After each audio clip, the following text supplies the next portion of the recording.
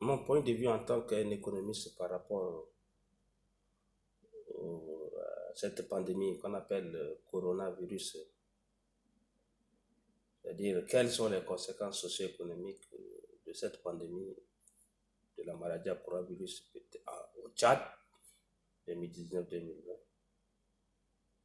Je voudrais ici d'abord dire qu'au-delà de la propagation de la maladie et au-delà des mesures de la mise en quarantaine, il y a plusieurs conséquences qui sont vraiment considérables qu'il faut prendre en compte.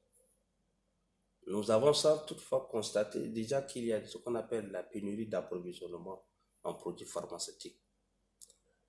Le produit, la chloroquine qui semble être un médicament thérapeutique à cette pandémie, qui coûtait à 100 francs, commence maintenant à être vendu plus cher, à 7 000, 8 000 francs. Il y a ce qu'on a pénurie aussi en produits manufacturés. Et tout ça en raison des perturbations des usines en Chine, parce qu'il y a rupture. Nous avons aussi ce qu'on appelle les achats de panique et des pénuries alimentaires. Notre pays, le Tchad, est un pays qui consomme des produits importés. Et comme les frontières sont fermées, il y aura flambé des prix des produits alimentaires sur le marché. Et c'est ce qui va encore peser sur le citoyen qui est d'abord vulnérable à ces fléaux.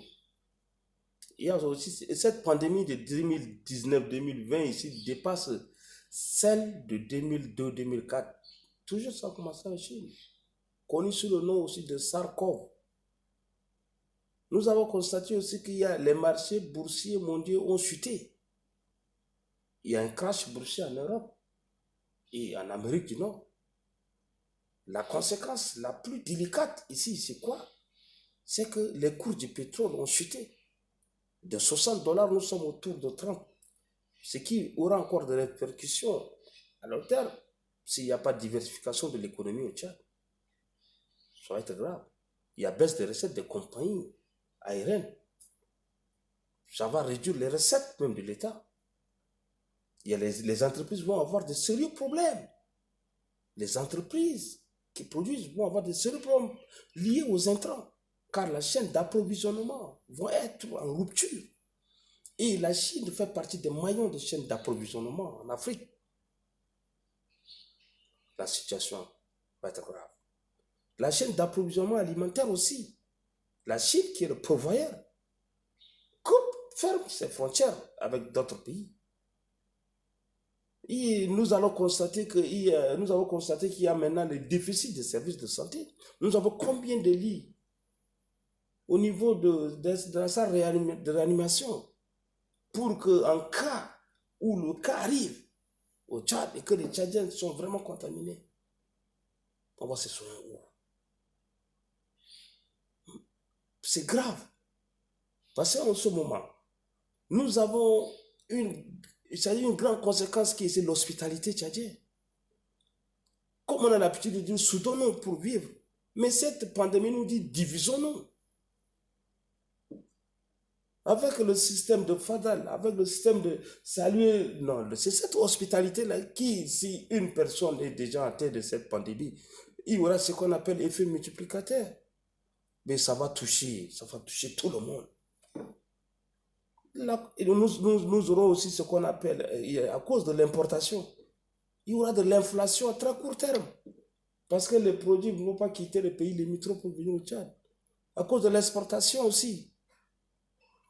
Nous allons voir qu'il va y avoir un impact sur le financement. C'est-à-dire, les finances publiques vont toucher. Quand on parle des finances publiques, il y a les recettes, les dépenses, la dette. Donc, ce problème de coronavirus 2019-2020 était un problème très sérieux. Les conséquences sont là, mais les conséquences vont continuer encore. Parce que, sans doute, en 2002-2004, ça n'a pas été comme ça. Mais celle de 2019-2020,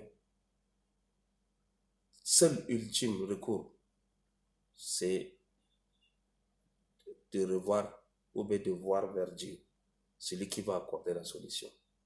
Mais avec l'hospitalité tchadienne, si les Tchadiens commencent déjà à être attaqués par cette pandémie, c'est presque tout le monde. Donc, La pandémie nous amène à nous diviser pour mieux vivre. Même si nous nous aimons trop, qu'on travaille avec les conditions d'hygiène que le gouvernement dit. Et ça va nous aider à résoudre ce problème. À bon entendeur, salut.